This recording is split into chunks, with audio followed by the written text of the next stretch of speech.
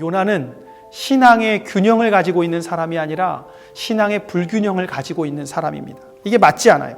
나는 히브리 사람이요 바다와 육지를 지으신 하늘의 하나님 여호와를 경외하는 자라고 자신을 소개했는데, 여러분, 요나가 하나님을 경외하는 사람이 맞습니까? 요나 스스로는 그렇게 생각하고 있을지 모릅니다. 자신은 하나님이 선지자로 부를 만큼 하나님의 말씀에 대하여 경건하며 순종하는 사람이며 하나님을 경외하는 사람이라고 자신을 평가하고 있을지 몰라요. 그런데 하나님의 사명이 주어졌을 때 요나는 어떻게 했습니까? 그러면 도망가고 있습니다.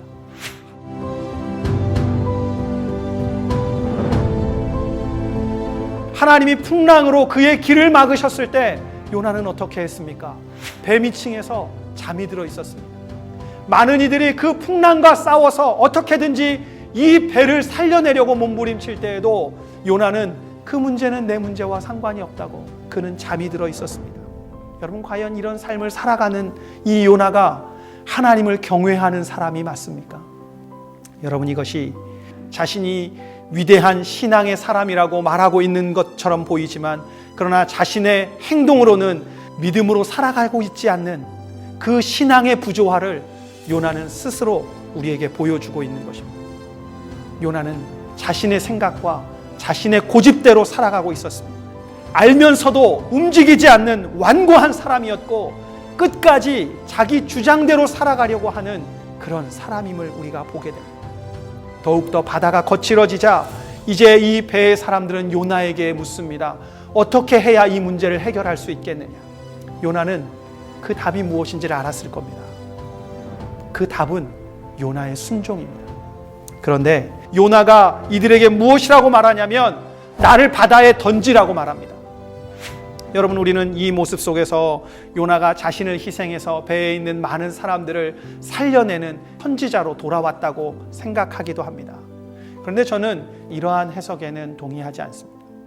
왜냐하면 요나가 지금껏 우리에게 보여주고 있는 그의 모습은 자신의 고집을 꺾지 않는 완고함에 있기 때문입니다. 그런데 갑자기 요나가 그 생각을 바꾼다면 거기엔 요나의 분명한 생각의 전환이 나타날 텐데, 요나서 1장은 우리에게 그것을 알려주고 있지 않습니다. 그런데도 우리가 바다에 던져지는 이 요나를, 이 모든 배의 사람들을 구원하기 위해 자기를 희생하는 사람으로 생각하게 된 것은 저는 이것이 심청전 효과라고 생각합니다. 우리는 그렇게 요나를 바라보고 싶은 거예요. 그런데 요나의 이 고백은 조금 더 생각해 보면 하나님의 그 말씀 앞에 내가 죽으면 죽었지 순종하지는 못하겠다라고 하는 그의 마지막까지의 고집이라고 생각합니다. 바로 그 요나의 모습 속에서 저는 저와 여러분의 모습이 발견되어져야 한다고 생각합니다. 우리가 그렇게 살아가고 있는 거예요. 하나님의 말씀 앞에 순종하지 못하고 내 고집을 꺾지 못하고 여전히 불순종을 선택하면서도 하나님, 차라리 나를 죽이세요. 하나님, 나 못 움직여요. 하나님이 마음을 바꿔주세요. 여러분, 우리는 이렇게 끝까지 고집 부리고 있다는 거예요. 이렇게 고집불통이며 완고한 요나를 하나님이 끝까지 포기하지 않으셨다는 거예요. 요나에게만 그런 것이 아니라 요나처럼 살아가고 있는 저와 여러분을 향해서도 하나님은 끝까지 포기하지 않으신다는 거예요. 요나를 향한 사랑의 절정이 어디에서 나타나냐면 바로 오늘의 본문 17절에서 나타납니다.